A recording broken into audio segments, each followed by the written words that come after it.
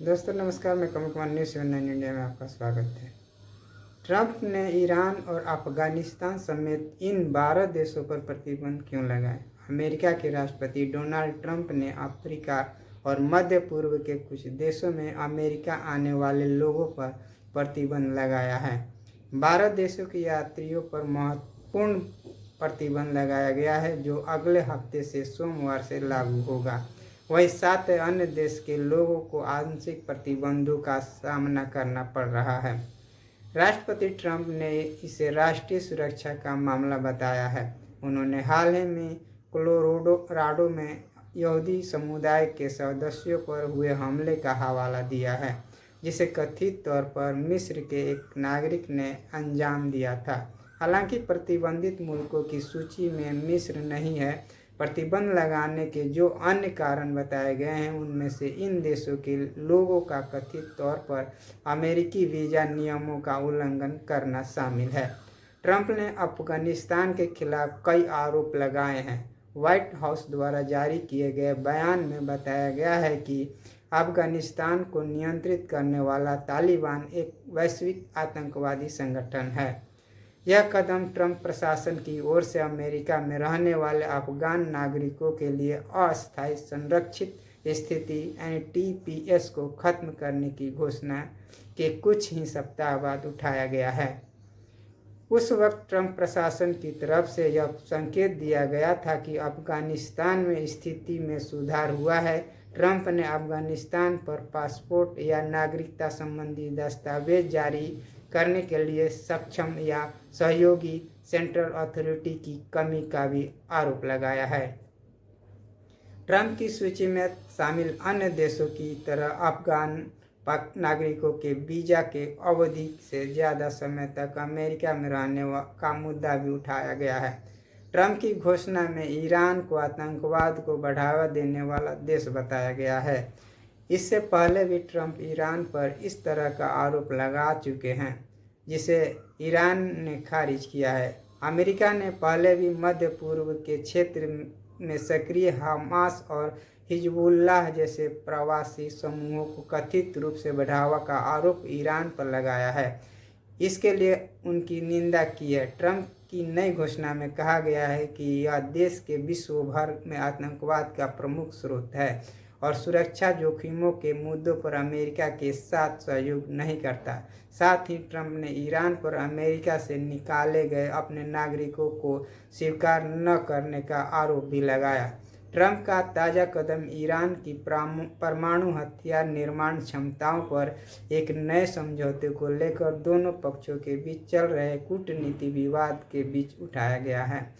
Somalia के मामले में भी इसी तरह के कारण बताए गए हैं। इस अफ्रीकी देश को ट्रंप ने आतंकवादियों का सुरक्षित ठिकाना करार दिया। ईरान की तरह सोमालिया पर भी अमेरिका ने निकाले गए अपने नागरिकों को स्वीकार न करने का आरोप लगाया है। हालांकि सोमालिया के बारे में ट्रंप ने एक और बात कही है। उन्होंने कहा, सोमालिया अन्य देशों से इस मामले में अलग है कि यहाँ की सरकार के पास अपने क्षेत्र पर कमान और नियंत्रण का अभाव है, जो कई मामलों में उनकी राष्ट्रीय क्षमताओं को बहुत सीमित करता है। सोमालिया की सरकार को सशस्त्र इस्लामी गुटों से एक बड़ी चुनौतियों का सामना करना पड़ रहा है। सोमालिया ने ट्रंप की तरफ से उठाई गई चिंताओं को दूर करने के लिए बातचीत में शामिल होने के वादा किया है। वहीं उत्तरी अफ्रीका में मौजूद लीबिया को ऐतिहासिक तौर पर आतंकवाद की उपस्थिति के लिए प्रतिबंधित क्षेत्रों की लिस्ट में शामिल किया गया है। इसके अमेरिकियों के लिए सुरक्षा खतरा बताया गया है। लीबिया और सोमालिया दोनों के बारे में व्हाइट हाउस के बयान में कहा गया है कि वहां पासपोर्ट जारी करने के लिए किसी साक्ष्य या सहयोगी सेंट्रल एजेंसी का अभाव है। हैती के बारे में दस्तावेज में कहा गया है कि बाइडेन प्रशासन के दौरान हैती के लाखों नागरिक अवैध तरीके से अमेरिका में घुस आए। डोनाल्ड ट्रंप ने इसके कारण होने वाले जोखिमों की ओर इशारा किया है, जिसमें आपराधिक नेटवर्क बनना और वीज़ा की अवधि से अधिक समय तक रहने की ऊंची दर शामिल है। अमेरिकी जनगणना ब्यूरो के आंकड़ों से पता चलता है कि फरवरी 2024 में हैती के 8,52,000 से अधिक लोग अमेरिका में रह रहे थे। हालांकि यह नहीं बताया गया कि ये प्रवासी अमेरिका में कब पहुंचे। इनमें से कई लोग 2010 में आए विनाशकारी भूकंप के बाद या देश में फैली हिंसा से भाग कर आए थे। अमेरिकी राष्ट्रपति ने कानून प्रवर्तन सहित अन्य मामलों के लिए हैती में सेंट्रल अथॉरिटी की कमी की ओर भी इशारा किया। ट्रंप प्रशासन ने इन देशों के लोगों पर तय वीज़ा अवधि से अधिक समय तक अमेरिका में रहने का आरोप लगाया है। होमलैंड सिक्योरिटी विभाग यानी DHS ओवरेस्ट को ऐसे व्यक्ति के रूप में भी परिभाषित करता है जो अमेरिका में आने की अपनी तय अवधि से अधिक समय तक रहता है और इसके पास किसी तय समय से ज़्यादा वक्त तक रहने का कोई दस्तावेज नहीं होता। मध्य अफ्रीकी देश चार्ट पर अमेरिकी अप्रवासन कानूनों के प्रति घोर अपेक्षित दिखाने का आरोप लगाया गया है।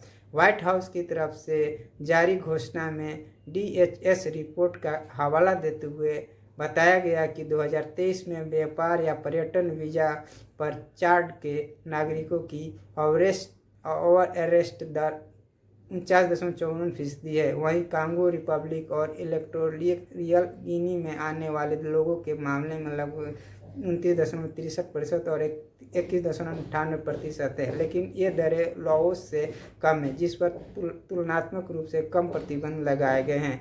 म्यांमार के लोगों पर भी वीज़ा अवधि से अधिक समय का अमेरिका में रहने का आरोप लगाया गया है और कहा गया है कि अमेरिका में रहने वाले म्यांमार के नागरिकों में ये दर अधिक है। वहीं इस सूची में शामिल ईरान सहित अन्य देशों की तरह इस देश पर भी देश से निर्वासित नागरिकों को स्वीकार करने में अमेरिका के साथ सहयोग नहीं करने का आरोप है। ट्रंप प्रशासन ने इन देशों पर आरोप लगाया है कि पासपोर्ट और नागरिकता संबंधी दस्तावेज जारी करने में इन देशों की भूमिका संदिग्ध है। अरिट्रिया और सूडान के लोगों पर तय वीज़ा अवधि से अधिक समय तक अमेरिका में रहने का आरोप है। इरिट्रिया पर अपने नागरिकों के आपराधिक रिकॉर्ड अमेरिका के साथ साझा करने में विफल रहने और निर्वासित नागरिकों को स्वीकार करने से इनकार करने का भी आरोप है। व्हाइट हाउस की तरफ से जारी घोषणा में कहा गया है कि सोमालिया की तरह यमन का भी अपनी ज़मीन पर अधिक नियंत्रण नहीं है। ट्रंप की घोषणा इस बात पर भी जोर देती है कि यह अमेरिकी सेना के सक्रिय अभियानों की जगह है। अमेरिका यहाँ मौजूद हुती विद्रोहियों से लड़ रहा जिन्होंने यहाँ जारी गृह युद्ध के दौरान देश के उत्तरी और पश्चिमी हिस्से पर कब्जा कर लिया है। व्हाइट हाउस की तरफ से जारी घोषणा के अनुसार 7 अन्य देशों के लोगों को आंशिक प्रतिबंधों का सामना करना पड़ेगा। वेनेजुएला पर पासपोर्ट और इसी तरह के दस्तावेज जारी करने के लिए साक्ष्य या सहयोग सेंट्रल अथॉरिटी की कमी का आरोप लगाया गया है। साथ ही वीज़ा अवधि से अधिक समय तक रहने और निर्वासितों को स्वीकार करने से इनकार करने के आरोप भी लगाए गए हैं। जवाब में दक्षिण अमेरिका देश वेनेजुएला ने ट्रंप प्रशासन को वर्चस्ववादी बताया और कहा कि वो ये सोचते हैं कि वो दुनिया के मालिक हैं। क्यूबा के आतंकवाद का एक और प्रयोजन देश बताया गया है। अमेरिका ने 2021 में क्यूबा के लिए इस तरह के शब्दों का इस्तेमाल किया था जिनकी उस वक्त क्यूबा ने निंदा की थी। साथ ही क्यूबा पर निर्वासितों को स्वीकार करने से कथित इनकार और यहाँ के लोगों पर वीज़ा अवधि से अधिक समय तक अमेरिका में रहने का भी आरोप लगाया गया है। वहीं ट्रंप की घोषणा के अनुसार Burundi, Laos, Sierra Leone, Togo और तुर्कमेनिस्तान के मामलों में वीज़ा अवधि से अधिक समय तक अमेरिका में रहना बड़ा मुद्दा है। दोस्तों बस इतना ही, फिर अगली वीडियो के साथ हाजिर होंगे। नमस्कार।